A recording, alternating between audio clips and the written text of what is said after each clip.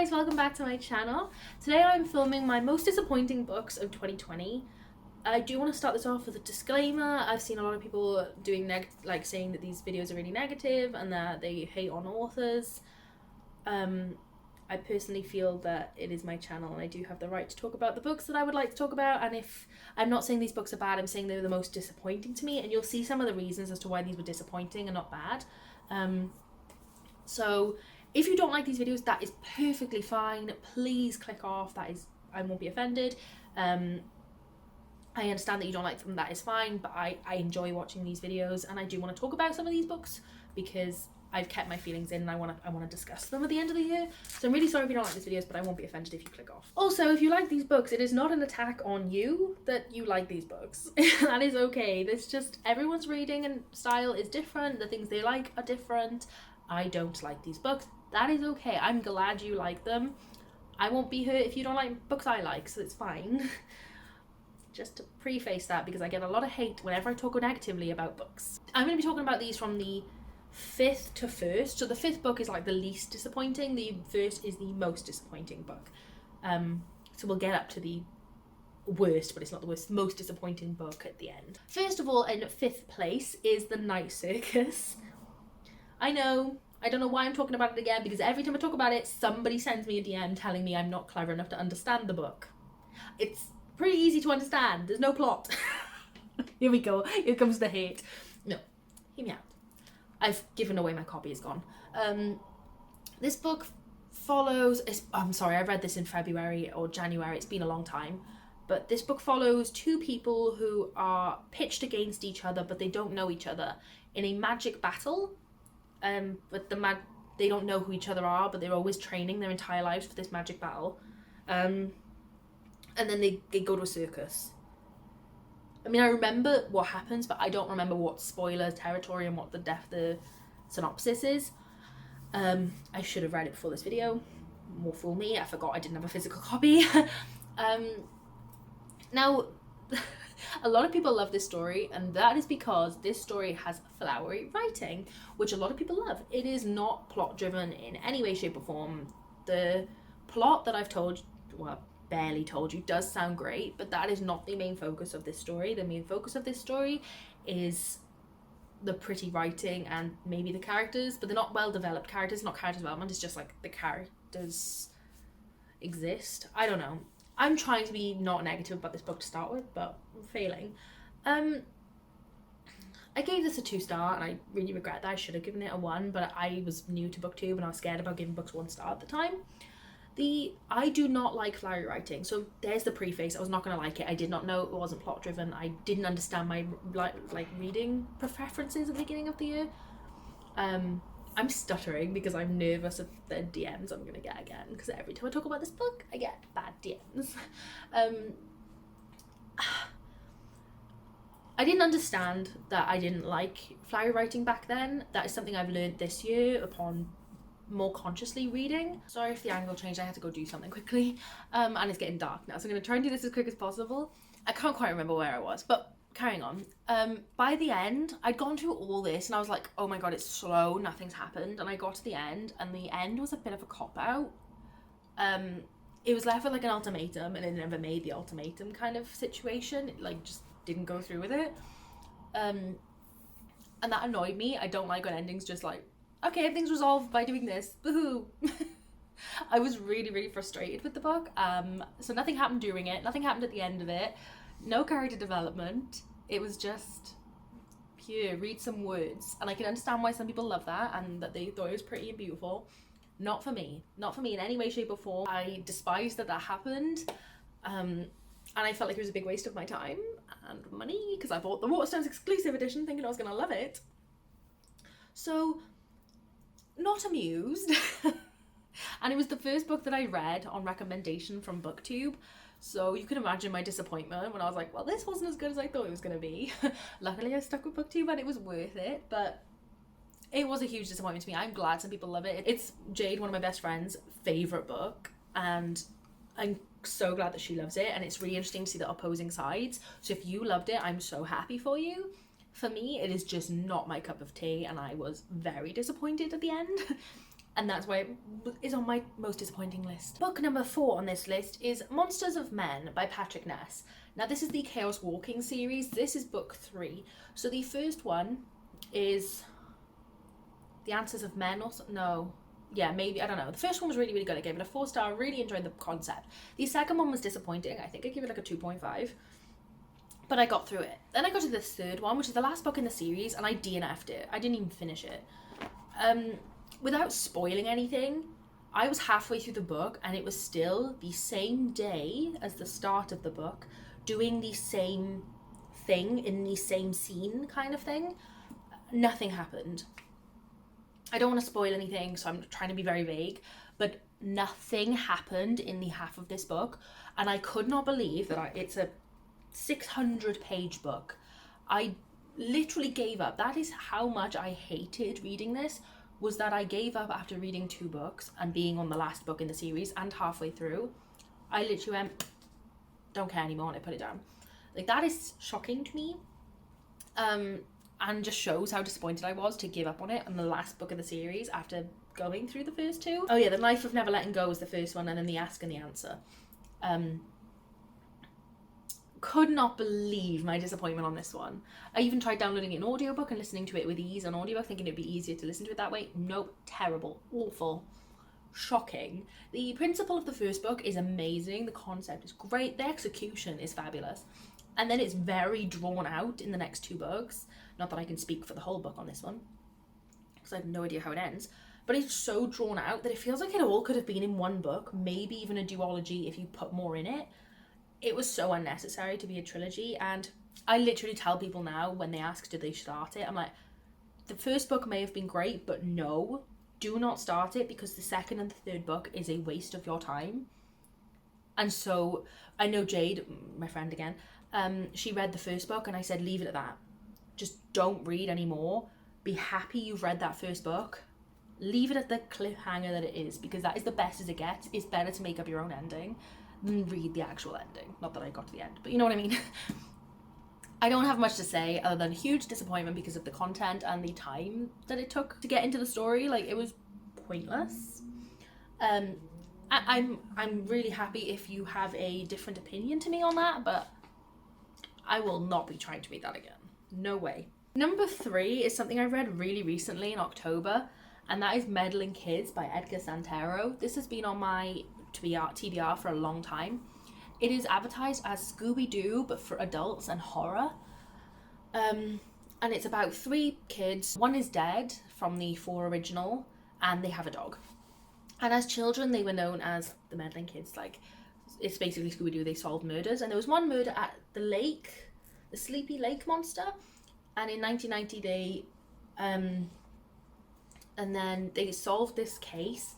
And then we go forward many years later and we see how their lives have deteriorated because of this case. And they feel like something has been left there that they need to solve. And so they return to this lake to discover the truth of the story. But one of them is dead and the other 3 are from very different backgrounds, and they have a dog now. I was very excited because I love Scooby-Doo, and making that an adult horror sounds amazing to me. But I have so many problems with this book. For a start, it flips between, it'll be in the middle of dialogue and then it'll suddenly become a script dialogue. I don't know if there's a reason for that, but I was so confused. Like, it would just be normal dialogue with speech bubbles, and the next thing you know, it would just be a name and then the name and then the thing they wrote. And I'd be like, wait, why did you jump? Why didn't you just keep all the dialogue as script? Or why is there suddenly a script in there? And then between the script, there would occasionally be like a description of what they were doing. And I was like, I don't understand. It was so weird. So this was just a massive letdown for me. The ending was confusing and I'm not entirely sure what the ending was, but I didn't care. I wish I'd DNF'd this book, but I thought, no, stick with it, get through it. No, definitely not worth my time. And it is a 450-page book, and it just was not necessary at all. No. I don't know how this was a New York Times bestseller, but it was not good in my opinion. And I think maybe my expectations were too high, and I shouldn't have thought this book was going to be as good as it was, because it really was confusing and weird. Maybe you'll like it, but if the word Scooby-Doo retelling sounds good to you, don't. Because it's anticlimactic. and it's not as good as you want it to be. So 2 more books left. So the penultimate most disappointing book of this year was Children of Virtue and Vengeance by Tomi Adeyemi. Hear me out, okay? The reason that this is the most disappointing book is not because the book is the worst book in the world, but it's because the first book got 5 stars from me. The first book is so good. It was like the most in-detail fantasy story I've read, and the work that had clearly gone into it had character development, it had great plot, it had a great end, even though it was a series, it still wrapped everything up in a good way while leaving you wanting more. It had great twists. It had everything you could want in a fantasy. The character development was one of the best parts of that book. And then you read this book, and all it does is completely reverse the character development that happened. Nothing else in this book happens other than reversing everything that you developed in the first book. So the characters started off as met people and got better. In this book, they went back to being met or bad people. They just did exactly what they were learning not to do in the first book. So, the reason this is the most disappointing book for me is because it's completely ruined the first book because it's now futile, and if I ever read it again, I'll be like, well, this is pointless because I know what happens to the characters and how bad they become. There is one more book coming out of this series, and I'm going to read it and hopefully love it. But I cannot explain my disappointment with this book. It's probably not... Well, if this was a worst book list, this would not be on it. It is not the worst book. I think I gave it a 2-star. It was just meh. The reason that it's on this list is because it is the most disappointing, because it's just undoes everything that I loved about that first book. And I'm heartbroken about it because it's ruined what I thought was going to be a new favourite series, because that first book is... perfect. But if you're going to read the first book, you kind of do need to read the second one because it ends on a cliffhanger. And I do recommend you read the series because the first book is just so good. It's unbelievable. This just did not hold up for me in any way, shape or form. It also reversed all the plot that happened in the first one. So we're back to the beginning. It's also very small in comparison to the first book. So I feel like it could have been a duology, and then I haven't read the last book, it's not out yet, but the first book and the last book. And this one was just a filler to make it a trilogy, and that didn't need to happen, because all it does is take everything from the first book away. Calm. I'm very passionate about this because it hurt me so bad to read. So yeah, you can see now why it's not the worst books, it's the most disappointing books. That's why you can't be mad at me. Now to the final, which is in fact my worst book of the year. I don't care what anyone says. I do not like this book in any way, shape or form. And that is Vox by Christina Dalcher. Now this book is advertised as the government basically controlling women, where you have a wristband that makes you only speak 100 words a day. Now, I don't want to tell you what happens if you do more than that, but basically it's very painful and can lead to death. But there's like a storyline to that, so I'm not going to say too much. And you can only say 100 words a day if you're a woman. That is fascinating. The first chapter of this had me hooked. I thought it was going to be one of my new favourite books. And that's amazing. Obviously, I was like, okay, it's going to be a feminist book, of women revolting? Is that the word? Revolting against the government? We're going to go with it. We're going to pretend that's the word. I am all for it. So we're following the main character, who is Jean McCallan, and she's like got a daughter and everything who's growing up in this world of only being allowed to say 100 words a day. It is a fascinating read. Then all of a sudden she gets hired by the government, who are putting her in this situation to find a cure for a disease that I don't understand how it came into this book and was never explained why she was finding this cure. Maybe I missed it, but either way, there was a cure for a disease that didn't matter to the plot. And then the book just became her talking about, the author talking about science and things in a lab. So nothing to do with overthrowing the government in any way, shape or form. Then, I want to spoil this so bad, but I'm not going to. Something happens where she has to make a choice at the end of the book. An ultimatum again. and then everything conveniently happens to give her the end she wants without being a bad person. So the whole book, we read about something that isn't advertised. This book is falsely advertised to you. By the end of the book, the 100-day thing by the government is not even the point of the story anymore. It's just like, oh, by the way, that's happened. Cool, that was the end of that story. But this is the new story. It was 3 stories put into one without ever getting an end or a beginning or a middle to any of them. I do not understand what was going on. I think the author was like writing it and then was like, I actually want to write a story about this.